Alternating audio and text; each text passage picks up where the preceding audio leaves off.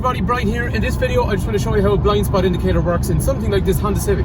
So all cars have a blind spot on the rear left or the rear right hand side. So every time you go to make a turn to the right or turn to the left, you're always going to have to turn your head and you're always going to have to use the turn signal. But this is going to be an assistance to doing those things as well.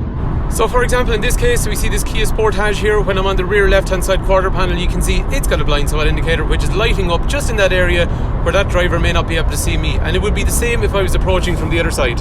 So this function is going to be useful when you want to change lane yourself. So in this case, when I'm pulling down onto a motorway and I want to join the motorway, or similarly when I'm driving on something like the M50 here and I've got lanes either side of me where traffic can come up behind me.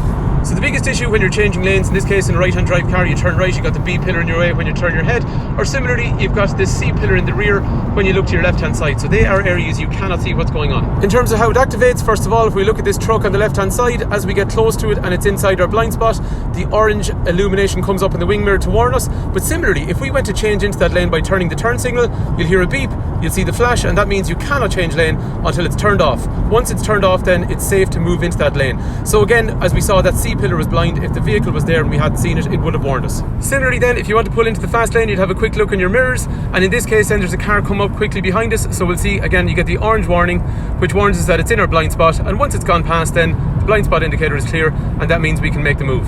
So there you go. Hopefully you got a better idea of how the blind spot indicator works, and it is on certain specifications. In this particular car, it's on what's called a premium specification. But anyway, hopefully you understand it a little bit better.